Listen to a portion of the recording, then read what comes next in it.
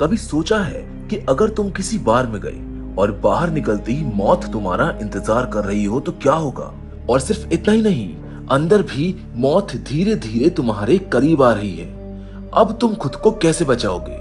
ये कहानी है एक ऐसे बार की जहां ना तो बाहर निकलना सुरक्षित है और ना ही अंदर रुकना। यहाँ कदम रखने वाला हर इंसान एक रहस्य में उलझता चला जाता है और फिर एक एक करके गायब होने लगता है। ना कोई पुलिस आती है, ना खबरें देखती है, ना लाशें मिलती है, बस रह जाता है तो डर, शक और मौत की आहट।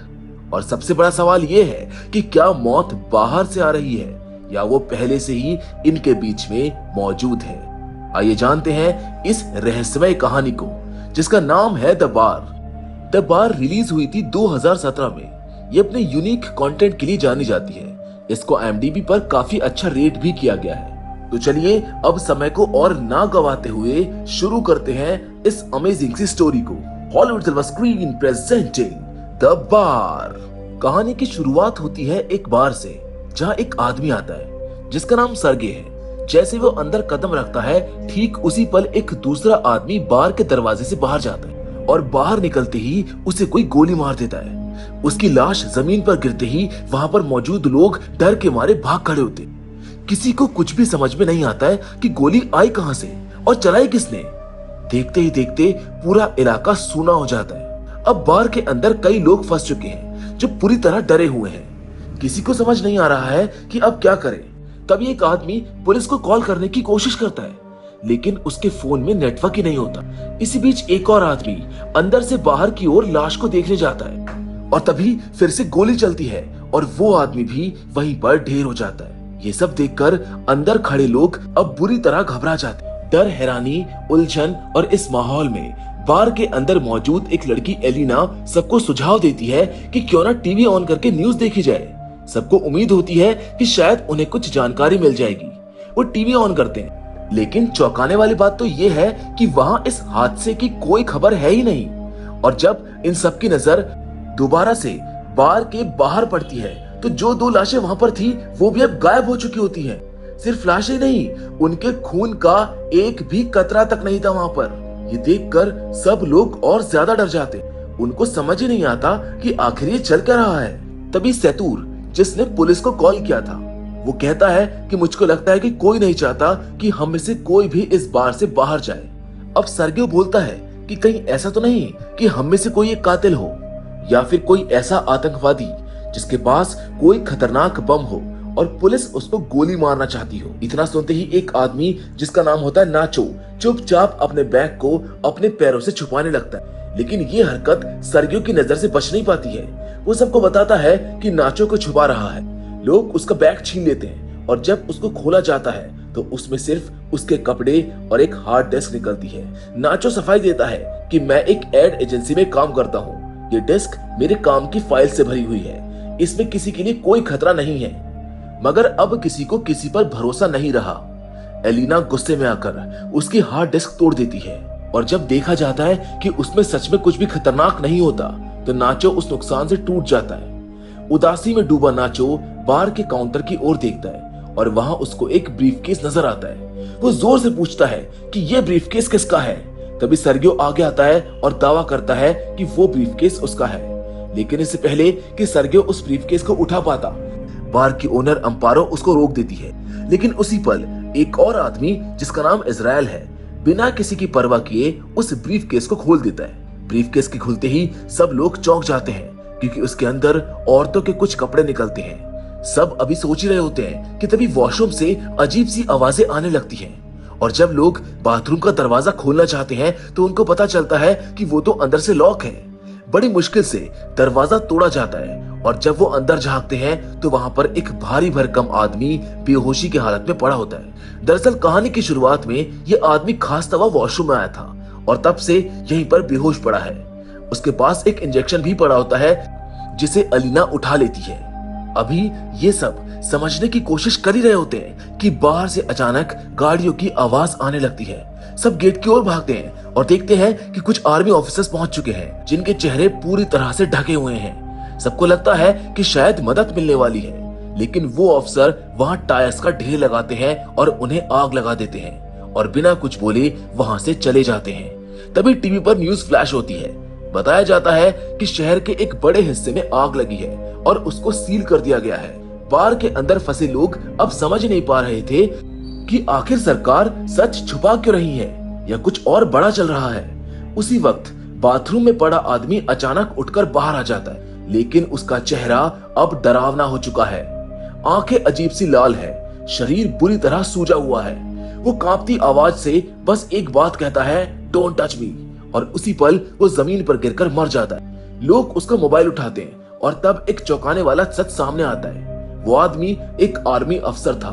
उसके फोन में कुछ तस्वीरें होती हैं जिनमें लोग पीपीई किट पहने हुए थे। अब सबको समझ आने लगता है कि ये इलाका क्वारंटीन कर दिया गया है और वो आदमी किसी वायरस से इन्फेक्टेड था। नाचो बार बार कोशिश करता है कि किसी तरह फोन में नेटवर्क आ जाए, और जैसे वो एक टेबल पर चढ़कर मोबाइल ऊपर करता है, उसको नेटवर्क मिल जाता है। वो खुशी से बताता है कि अब मीडिया को कॉल कर सकते हैं। लेकिन तभी सर्जियो भी कॉल करने के लिए उसी टेबल पर चढ़ता है और टेबल टूट जाती है। अब आंद्रेस नाम का आदमी नाचो से फोन मांगता है, लेकिन अम्पारो उसको रोक देती है। वो कहती है कि ये फोन मत छूना, ये उस इन्फेक्टेड आदमी का है, इसे छूते ही तुम भी संक्रमित हो सकते हो। सर्जियो और आंद्रेस उसकी बात मान लेते हैं और अब तय होता है कि जिसने भी उस आदमी या उसके फोन को छुआ है वो भी संक्रमित हो चुके हैं। ऐसे लोगों की गिनती की जाती है, कुल 5 लोग। आंद्रेस गुस्से में बंदूक निकालता है और कहता है कि उस डेड बॉडी को बेसमेंट के स्टोर रूम में ले जाकर बंद कर दो। डर के मारे वो 5 लोग बॉडी उठाते हैं और बेसमेंट की ओर बढ़ने लगते हैं। अब ऊपर सिर्फ 3 लोग ही बचे हैं। कुछ देर बाद ट्रैनी नाम की एक औरत को सांस लेने में परेशानी होने लगती है। उसे घुटन महसूस होती है और वो तहखाने का दरवाजा खोलने की जिद करती है।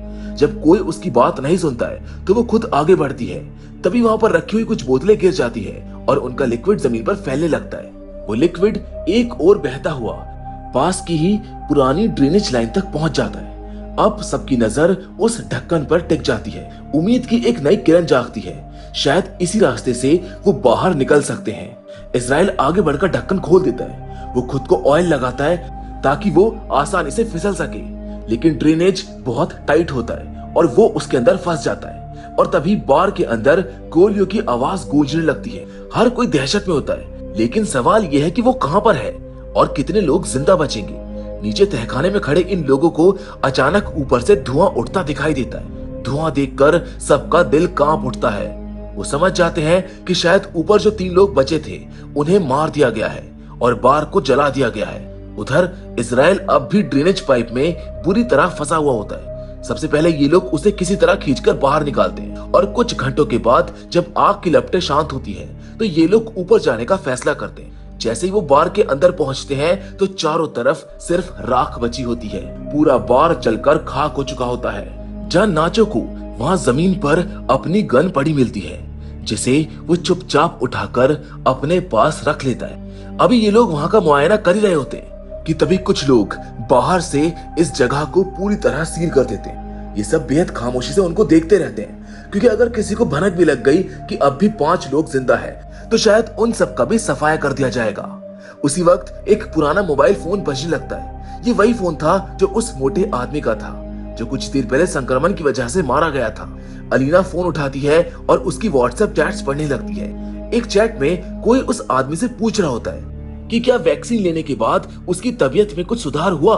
उस आदमी का जवाब होता है, नहीं, मेरी हालत और बिगड़ गई है। मैं किसी वॉशरूम में छुपा हुआ हूँ, मेरे पास मत आना। एलिना आगे की पुरानी चैट्स भी पढ़ती है जिसमें उस आदमी ने लिखा था, मेरे पास अभी 4 और बची हैं।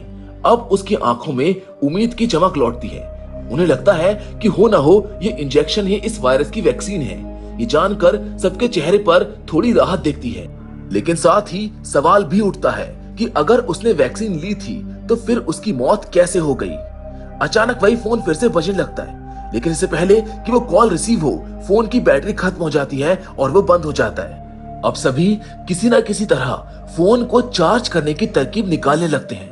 इसी बीच अलीना सबको याद दिलाती है कि उस आदमी ने चैट में लिखा था कि उसके पास 4 और डोज हैं, क्यों ना हम उनको ढूंढे।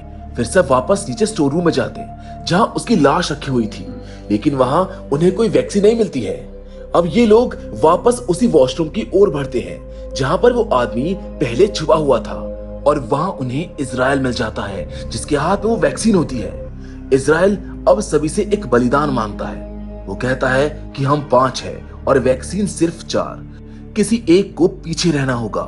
फिर वो बिना किसी की परवाह किए एक इंजेक्शन निकालता है और अपने आप को इंजेक्ट कर लेता है। नाचो ये सब देखता है और तुरंत अपनी गन तान देता है, लेकिन इजराइल तब तक खुद को इंजेक्ट कर चुका होता है। इसके बाद दोनों के बीच जबरदस्त हाथापाई शुरू हो जाती है। इजराइल नाचो पर भारी पड़ता है और उसकी गन को छीन लेता है। इसी धक्का मुक्की के दौरान वैक्सीन का डब्बा इजराइल के हाथ से फिसल जाता है और सीधा नीचे तहखाने के नाले में गिर जाता है। अब सब घबरा जाते हैं क्योंकि अब सिर्फ 3 वैक्सीन बची थी और वो भी नाले में गिर चुकी थी। वो सब सोच में पड़ जाते हैं कि अब उन वैक्सीन को बाहर कैसे निकाला जाए। उनमें से अलीना सबसे पतली होती है, इसीलिए सबकी नजर उसी पर टिकती है। उससे पूछा जाता है कि क्या तुम अंदर जाकर वैक्सीन ला सकती हो। पहले तो अलीना साफ मना कर देती है, लेकिन फिर कुछ सोचकर वो हाँ कर देती है। अब अलीना के शरीर पर भी ऑयल लगाया जाता है ताकि वो नाले के उस पतले पाइप में फिसल सके, और फिर वो उसी छोटे रास्ते से नीचे उतरती है। काफी कोशिशों के बाद एलिना नाले में गिरती है और वहां पर उसे वो 3 वैक्सीन वायल्स मिल जाते हैं। वो राहत की सांस लेते हुए ऊपर आने की कोशिश करती है। तभी नाचो उससे कहता है कि उन्हें एक तार से बांध दो ताकि हम उसको ऊपर खींच सके, लेकिन एलिना स्पष्ट मना कर देती है, नहीं, ऊपर सिर्फ 3 लोग बचे हैं और वैक्सीन भी सिर्फ 3 है। इसलिए अब सबकी नजरें एलिना पर टिक जाती है क्योंकि अब उसके पास है जिंदगी बचाने की आखिरी उम्मीद। एलिना सबको साफ साफ कहती है, अगर तुम्हें वैक्सीन चाहिए तो तुम्हें नीचे आना होगा। अब मजबूरी में बाकियों को ड्रेनेज के उस तंग रास्ते को तोड़कर थोड़ा बड़ा करना पड़ता है ताकि वो सभी नीचे जा सके। इसी दौरान एलिना आगे बढ़ जाती है। वो उस रास्ते की तलाश करती है जिससे यहाँ से बाहर निकलना संभव हो। कुछ दूरी पर जाकर उसको एक रोशनी की किरण दिखती है।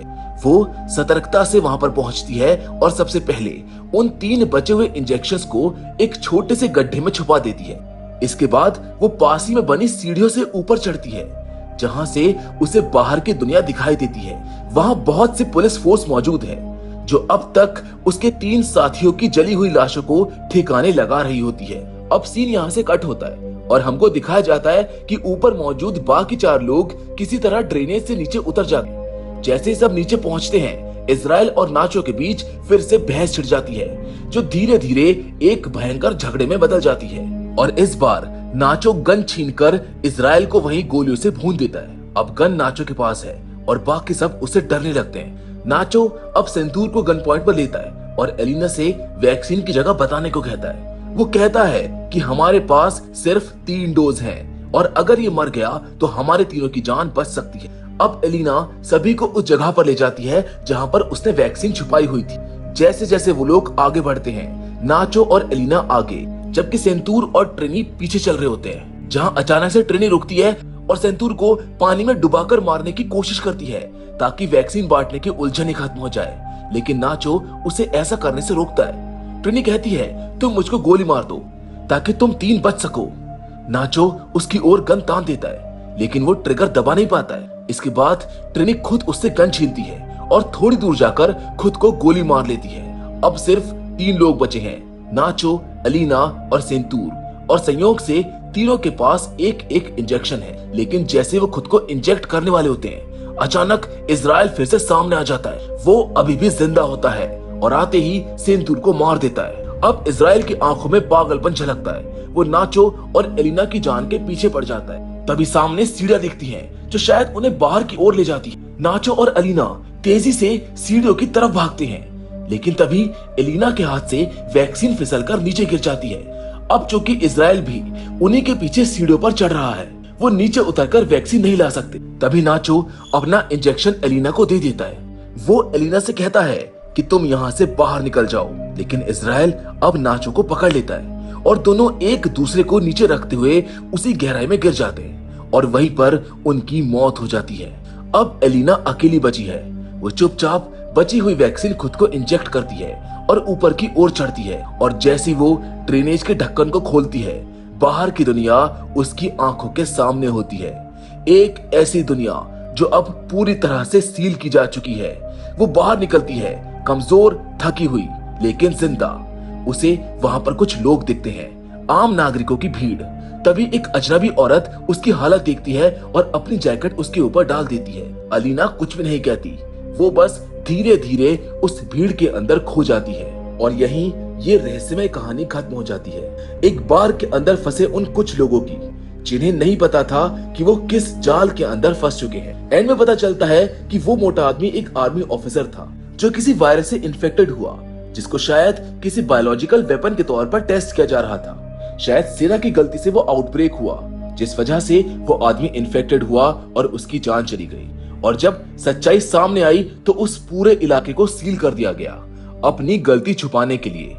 अब सवाल ये नहीं है कि कितने लोग मरे हैं, सवाल ये है कि क्या कुछ बेगुनाहों को मारना सही था, सिर्फ इसलिए ताकि एक वायरस बाहर ना फैल जाए। आप बताइए, अगर फैसला आपके हाथ में होता तो आप क्या करते?